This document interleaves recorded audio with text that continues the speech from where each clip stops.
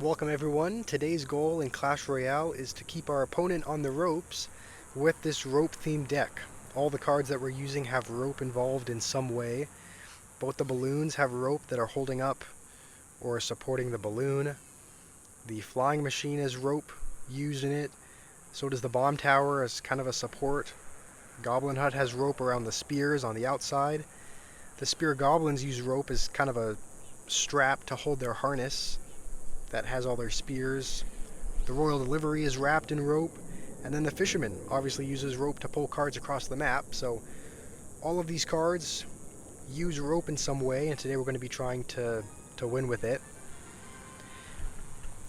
And this guy's name is No Skill, so I wouldn't be surprised if we see a Mega Knight or an E-Golem here.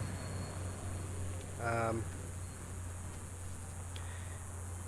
I wanted to share a story with you all, and for a little bit of context, I really loved milk as a kid. This was probably between the ages of, I was probably seven or 8 at the time, and I drank milk almost every single day. I had milk with cereal, which I had pretty much every morning for breakfast. I oftentimes would just drink it plain, and usually before bed I would just get a little mug, pour some milk in, and then heat it up and have warm milk before bed, which, you know, I don't do now, as this was as a kid, but it's something that I did at the time. I love drinking milk, and it wasn't the skim milk either. It was whole milk, because I didn't care about saturated fats when I was 7, so I just had the milk that tasted the best. And so I drank a lot of milk. And on a particular Saturday, around the same time when I was, probably 7 or 8 years old, we went to pick up a bunch of wood because we were going to be building a wood shed. We were going to just build a big shed that would hold all of our firewood that we were going to use during the winter. So we hooked up our trailer to our SUV. We went to the store. We completely filled the trailer with wood, and we were driving home, and we pulled into our driveway, and for some reason I wanted to walk the rest of the way home, because we just had a long straight stretch of driveway, and I felt like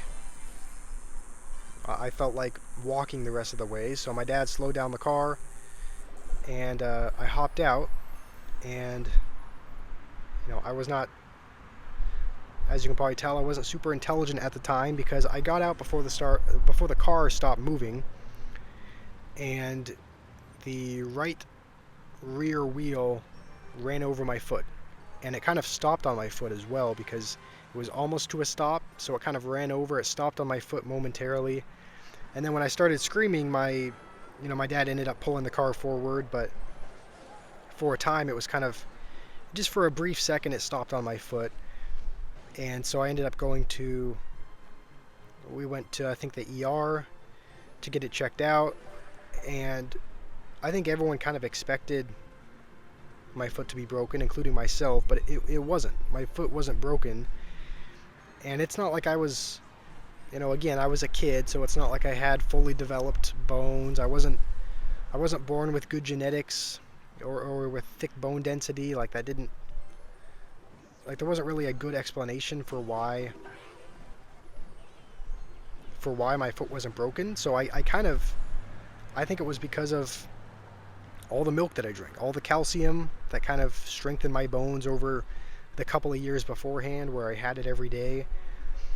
And so that's why I believe my foot wasn't broken. And it was just, it's kind of a lesson that oftentimes you prepare for years ahead of time for something that happens in a split second, for things that happen just for, you prepare for a split second in time, kind of like Olympic athletes will train for, some of them they'll train for years and years, and some sports like the 100-meter dash, it only takes 10 seconds to complete, so they'll train for years just to perform for 10 seconds at a time. Some people who are Olympic skiers, their runs are only a couple minutes long, so they'll train for years just to perform for a couple of minutes. And in the case of my foot, I kind of, in a sense, I trained for years ahead of time, but by drinking a ton of milk, and then, it paid off in just a split second when the car ran over it. So it was just kind of that was just something that I thought of, is that things take things take consistency in order to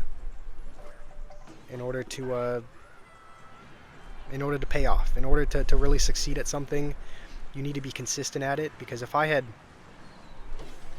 drinking a gallon of milk on the ride home that day, I wouldn't have, my bones wouldn't have been as strong. You can't simply cram ahead of you can't cram the night before or right before something happens and expect to succeed at it, right? And this can be applied to a lot of things. This can be applied to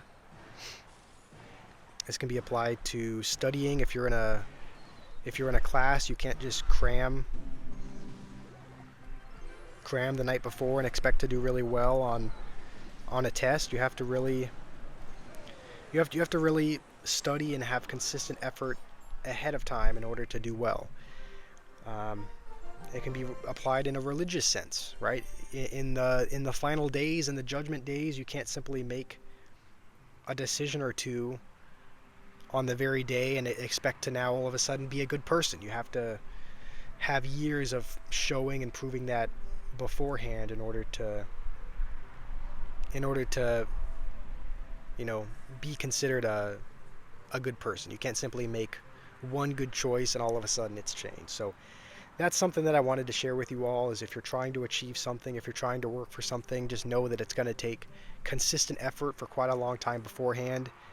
You can't simply make a change the night before and expect to perform well. So speaking of performing well, that's what I didn't do with this deck. I'm aware that I did not play very well that second game, but hopefully you enjoyed the video anyway and learned something from it. And I hope you guys have a wonderful rest of your day.